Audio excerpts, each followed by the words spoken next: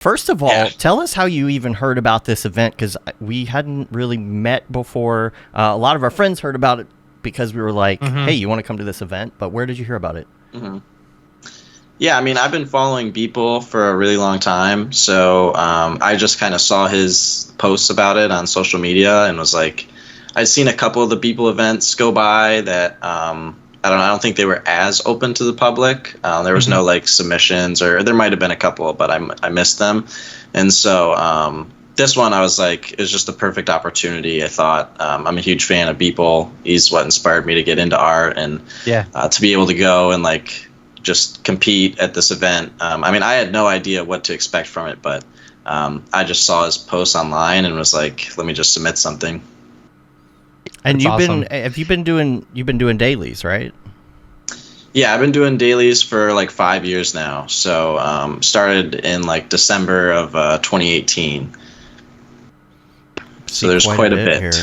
Yeah. Amazing. It's really good work. I started following you immediately after, and I've enjoyed seeing what you've been posting. Thank you. Y'all Yeah. With the Polaroid. Yeah, that's a great photo someone got. Yeah. That's great. So, yeah, you came in. We had talked about this earlier before the event. We're like, is this going to be something where somebody we know wins because we got a lot of friends here, or is there going to be a sleeper? Yeah. You know, I was really happy that it wasn't one of our friends, because I felt like it was going to be like, we're just pumping it full of ringers and stuff like that, But I was really glad it was someone from the outside of our friend group who came in and won. Yeah. There was a lot of, so many great people I got to meet. I met all the artists that were in that video that you showed, and just artists that I've been following for a long time, like EJ, David Ariev, or Ariev, Dan Geese, so many artists that I knew that I've been following for years and that I just never got the chance to talk to. And so it was just such a great time meeting them and meeting all the new people that I got to meet was just amazing. And everyone was so nice and welcoming. And yeah, it was amazing. That's the thing about Mographers. They're all nice. Yep.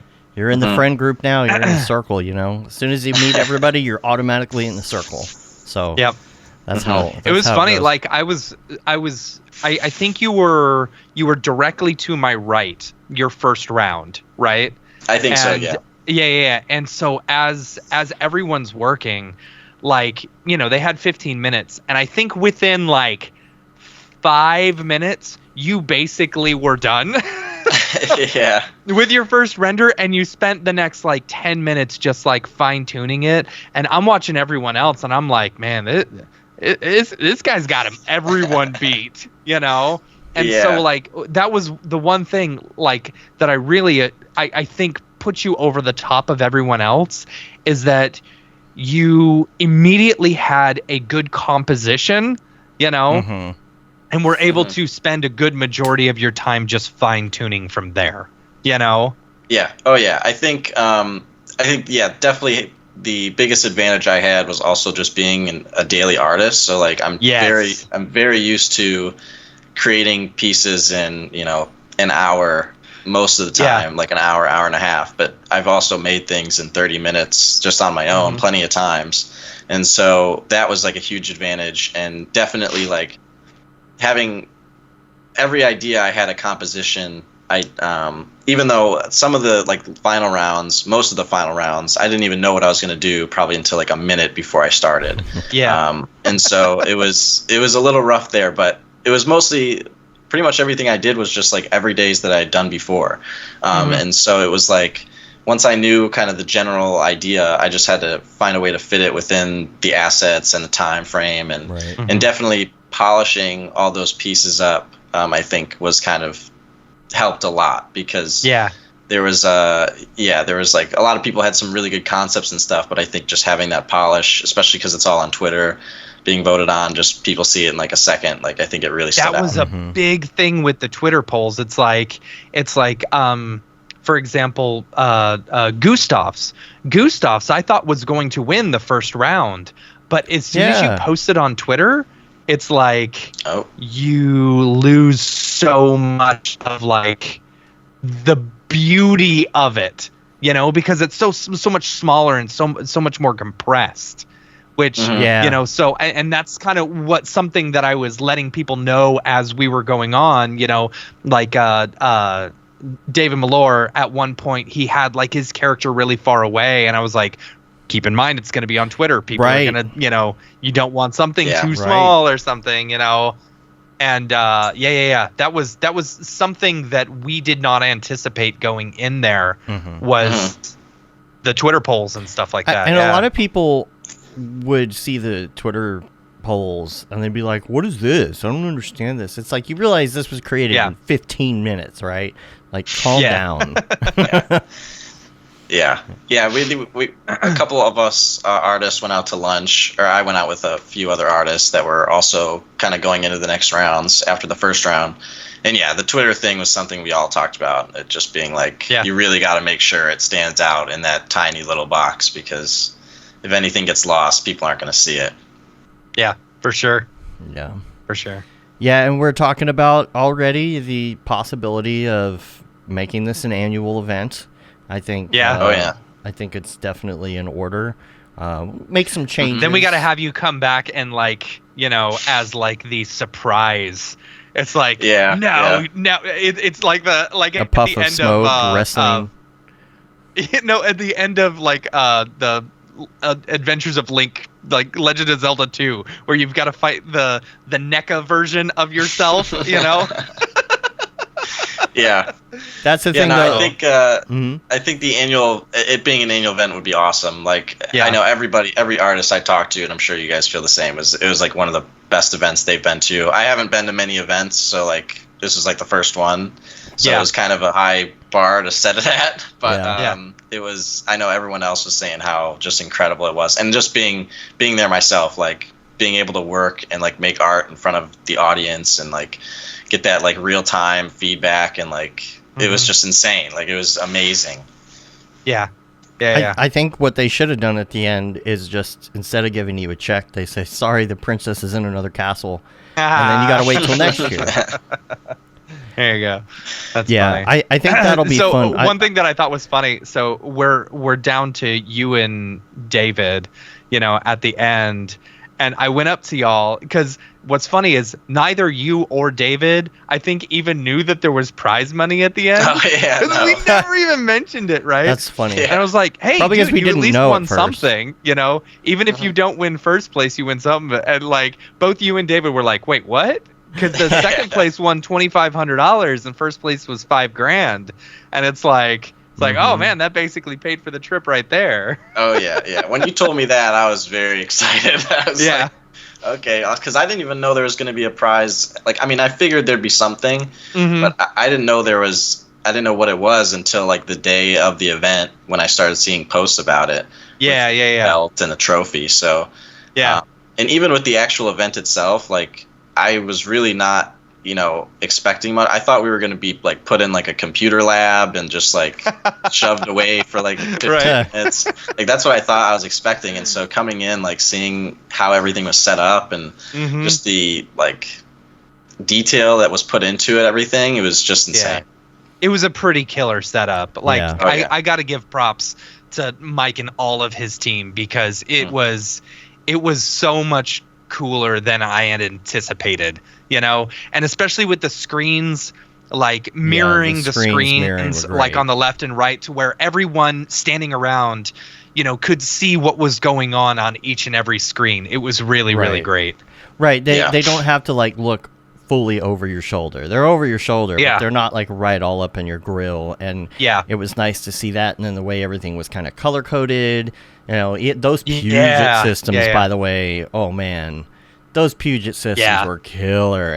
And so I think it was Rev, he color coded even the keyboards for each system. Color coded the keyboard based on, you know, I wish we could have been more involved with some of the stuff there on site. We really wanted to be more involved with helping to get that prepped. I know they were under the wire, but it was just like crunch time, and for us it was like, well, we can't do anything from here. So I think we'll probably go there early to help with some of that stuff, so it's not so much, a load on their shoulders.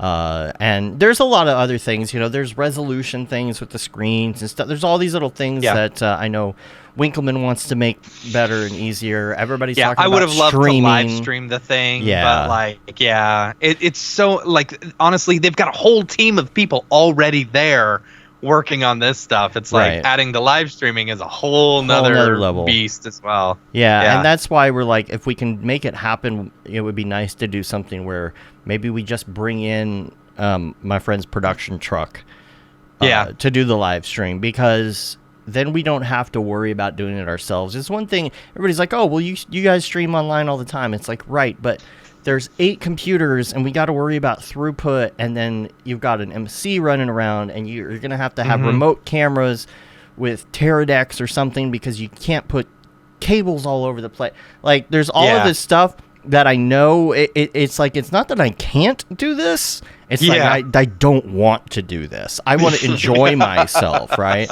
I was already not certain about being a ref, because I'm like, well, I can't stand around and drink or whatever, although I did drink. Everybody's like, well, you're the ref and you can ref and drink at the same time. I'm like, yeah, of course. I'm sitting there like helping with some technical issues in Octane and stuff, and beer in the other hand, Unfortunately, I can't do that for a while now. So, but I think that worked really well. It was uncertain. It's like, oh, y'all are going to wear refs uniforms with a whistle. It's like, is this going to be corny? But it actually was great, because when you have people with the stripes on, it's kind of like the attendees, which not everybody there was an artist. There were a lot of art people and crypto people and other stuff hanging around. It's like, okay, this person's a fish, right? Like, not a fish, but official. I was trying to be trendy. Yeah. This person is official. You got to step away from... If they're trying to do something, you got to get out of the way. So it was kind of nice because you could swipe in and help with a technical issue. You could watch and make sure nobody's cheating, whatever. Because we did not know everybody, and there was some, chance that someone was going to try and load a thumb drive or do something, go on the internet and do AI or something. It's like, nope. So we were watching, and it was pretty good. I mean, we would blow our whistle at the timeout. We would tell everybody how much time was left. You and I would yell 420 every time. Yeah, every time. It was at 420. And and the belt for those who are listening. Because most people listen to the show. They don't watch this, so they didn't see what was in the video. There was a belt. Like a wrestling championship. You've got the belt, right? I do. Give me 1 second. Give me 1 second. Yeah. So this belt had all sorts of phrases and stuff on it. How Winkleman does. He's like, F you, I'm better than you. I forget what else. It's y'all are losers. All that kind of stuff. That's right on brand for Winkleman, right? And so the belt is in a case. And it's got lights on it, and there's also a cup and everything else. No, it's all good. So there it is. Oh, it's upside down. It's upside down. Yeah, I thought it was the camera. There you go. Yeah. Extreme Lord Champion. Eat my ass. I'm better than you. And then what does the other side say? Man. What does the other side say on the left? That very left one there. Forget what this is on the. I think it's eat my ass still. Both sides. F you, I'm awesome. And then the bottom it says nerd shit. Yeah. Nice. But yeah. Did you wear it on the plane? I drove there. Oh, that's nice. Right. So it was like a 13-hour drive. So it was. Where are you located?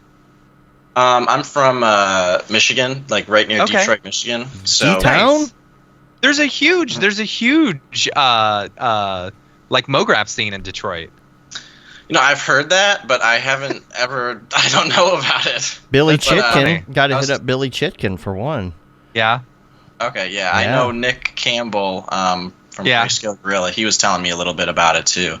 But yeah, I need to find out who's involved in that. Mograph Monday crew, right? Yeah. Who else? Box Fort. Yeah, all of Yeah, that's the Box4. one I heard about. Yeah, Box4. And that's where Nick is now. So not in Detroit proper, but that's where I was born too. So it's a good area. Nice.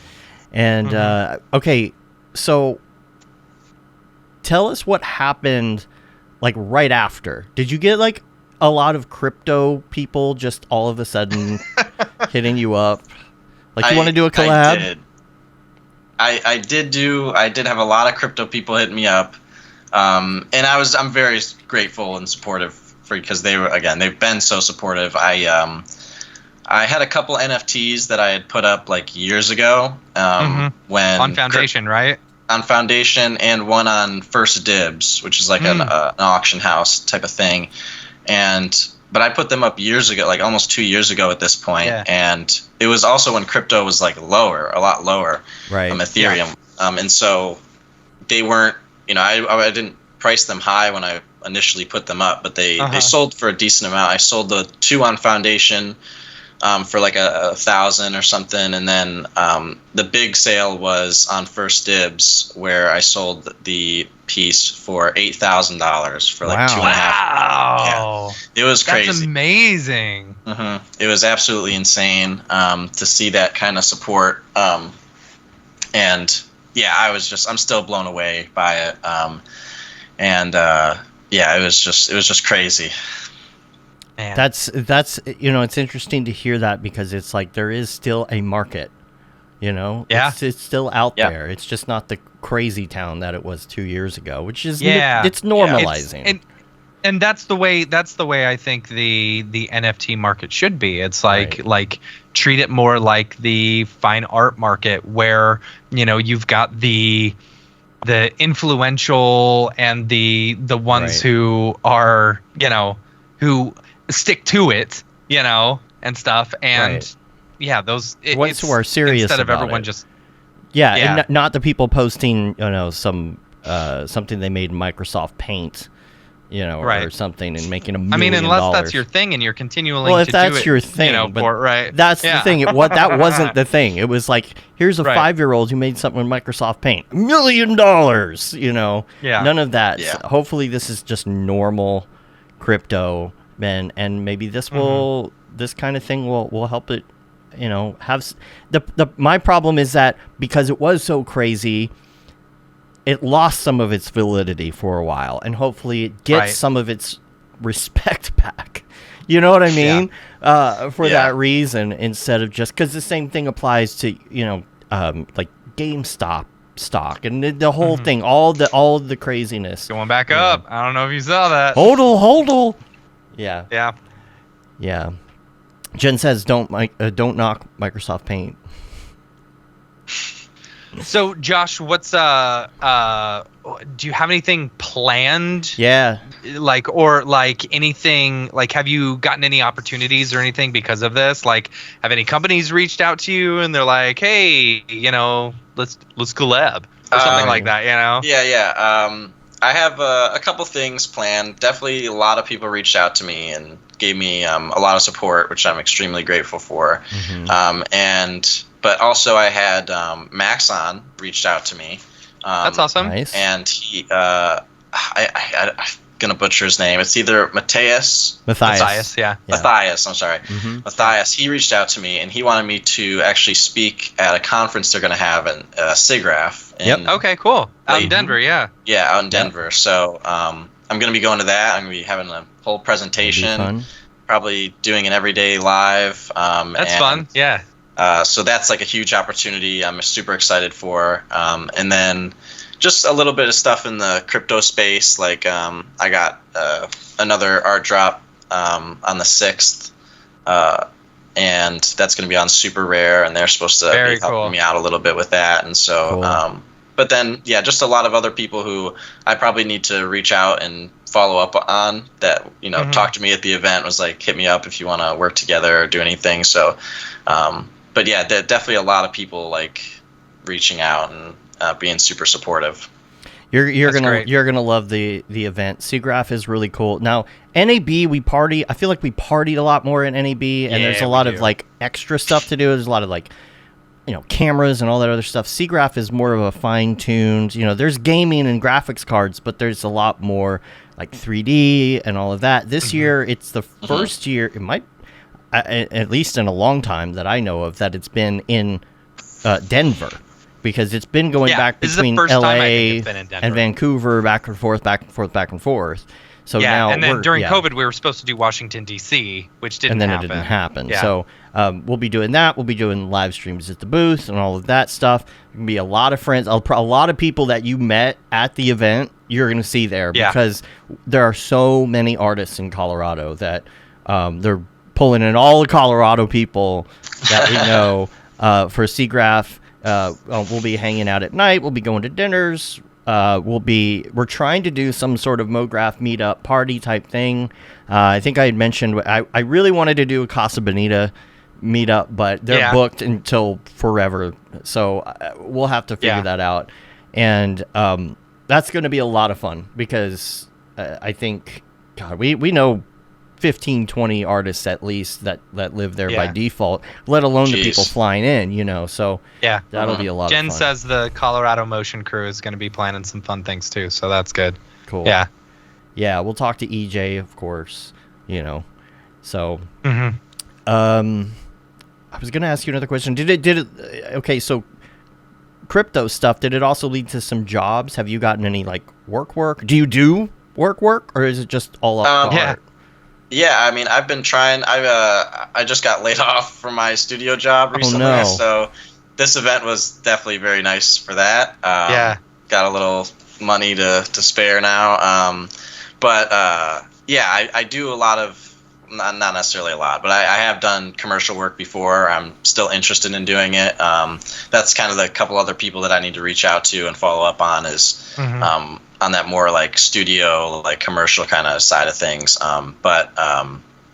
Definitely need to get on that. If anybody is watching that would like to hire me, please hire me. Yeah, that's right. What about, you might have mentioned this at the beginning when we were talking about the dailies and stuff, but how did you get into this in the first place? Like, did you go to school? No, I did not go to school. I kind of just I got out of high school. I was too broke to go to college, so I was like, I'm just gonna figure out what I want to do. But I was always interested in film, and took a lot of film classes, and also always been interested in visual effects. And so ever since I was a kid, I was working in After Effects, just watching Andrew Kramer tutorials and doing all that kind of stuff. So it was kind of the next step for me was 3D, and I got into it just from using Element 3D, and then I wanted to use the Voronoi fracture and Cinema 4D to fracture some text, and then I started looking up all these cinema tutorials, and eventually I think in the week or two that I was looking up cinema tutorials, I stumbled on Beeple's work. And I was instantly I fell in love, and I was if I can do even a tenth of what he does, I would be so happy. And so just kind of learned Cinema 4D, and then just started making everydays. I didn't have any plan on when I was going to stop or when I was going to, whatever. I was just let me just start and see what happens. And it was also his attitude about art. And his philosophy of everything, not putting art on a pedestal and just doing the work every single day, that really resonated with me. And so just started doing the everydays, and it's just been, I like to say I haven't stopped, but I have stopped before. But that's kind of another thing that I think is really important to mention, is that not everyone can be like a Beeple who is just every single day, never miss a day. There are times when I've missed days, and I was gonna ask. There's a big break that I took recently, just dealing with a lot of mental health issues. And so, but you're an artist, we all do it. And so but the biggest thing for me is just don't stop. I came back, I felt terrible. I felt like a big failure or whatever, but it was just, I came back. I just wanted to keep doing every days, and so I did. And so I've been back doing them. I don't plan on stopping again anytime soon, at least. And so, yeah, it's just been the everydays are like a really big part of my life and something that's changed my life for like so long now. And yeah, I can't be more grateful to Beeple or Mike himself for like kind of getting me into that. And so, yeah. You got to take awesome, a break man. sometimes and don't feel bad about that. And sometimes you got to slow down, play some prop hunter, take a break for a little bit and come back to it when you feel like it. There's just not, it's not going to be good if you don't like doing it. Right. So, it just makes sense. So, you're available for hire, contract, right? Yes, I am available for hire. Yes. So everybody, you know where to go, right? So, well, we really appreciate you being on and taking the time, especially with us doing an episode where we're trying to remember how to do an episode. Yeah. This is episode. No, Josh, where can people find you online if they want to contact you? Mm-hmm. Yeah, my Instagram handle right down below is Brockett Josh _ in the middle between there, and then on Twitter it's just Joshua _ Brockett. So just mix and match my name. Just type my name in, you'll probably find me. Cool. And so but that's pretty much all everywhere I post. It's just Instagram and Twitter, and sometimes I'll post on ArtStation and stuff, but not very frequently. Cool. And there was something else I was gonna say, which I can't remember now. Oh, I was gonna mention this is just a housekeeping thing. We are going back to noon after this show, back to our regular time, which it's good and bad. I don't like being rushed in the morning to try and get the show going. We will be back. We've got a show, but it does cut into like the middle of our day. It does, but it's really hard. We're trying to work that out. It was really nice having Mondays for a while, but we're going to go back to noon, and we're going to we'll do a headline show next week. And then I was also talking about the fact that I think if you listen to the podcast, I did kind of an audio update.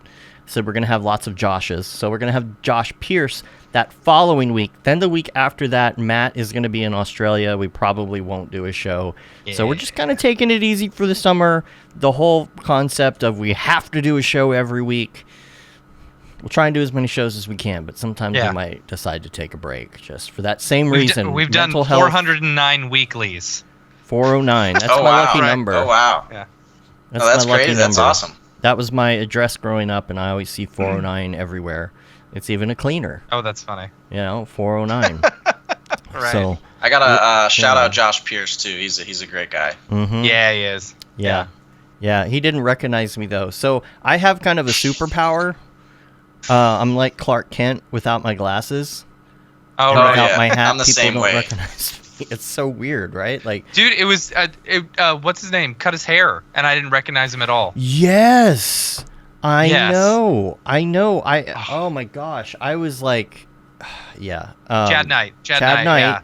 Was he cut his hair, and I hadn't seen him since. Like, he had this big long hair, and then he cut it off, and I thought I recognized him as someone, and I didn't even realize until after the event was over. I was like, I didn't even know Chad was there. Yeah, no, he was standing there at the event, and like during one of the showdowns, and he said something to me, and I was like, I'm like, double take. I'm like, oh my gosh. Like, I didn't even recognize you. He looks completely different. Yeah, it was the same thing with Josh handsome. Pierce. He was, because I invited Josh Pierce to the event. Yeah. Okay. Right? I'm like, hey, you want to come to this thing and you want to be on the show? We had been talking, Yeah. But that night when we went to the deal, I never wear my contacts. I wore my contacts to the dinner. I wasn't wearing my hat. I had my head shaved. Yeah. I was dressed in something other than a beanie and a sweatshirt. And he was like, hey, what's up? What's your name? I'm like, and I'm sure he felt like, I mean, he did. He was like, oh my gosh, like I didn't even recognize you. But it happens to me all the time. It happened to me when we went to the original Beeple event because I was wearing a suit and no glasses and no beanie and everything else. They thought I was kitchen staff. So that is true. That is true. Yeah, they thought I was kitchen staff. They just let me right in, like no problem. Yeah, I'm Clark Kent. So Again, thank you so much. We really appreciate you taking the time, and we're going to be seeing you very soon, end of July, in Colorado. Yes. Everybody make sure you come out to Seagrass and support all the artists and check us out and hang out and meet people and network and all of the things, because you never know. You never know what job you're going to get, right? So thanks again. Check us out at mograph.com, mograph.com/TV. Turn it on. Rip the knob off. You can watch motion graphics television 24/7. We're on there live right now, actually. Followed by something. I don't know. We'll see what it is. I don't know. Make sure to sign up for mograph.com, your profile on mograph.com. Share your work. Get your put your portfolio up there. Follow other artists and find local meetup groups as well. We're on YouTube, TikTok, Instagram. Got the short form content. We got clips. We got everything. So check us out. Follow us all on all our personal socials as well if you want to see stupid stuff like gaming clips. Whatever. And we'll be there. And until next time, I'm Dave.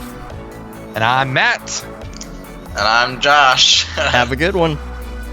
Later, yo.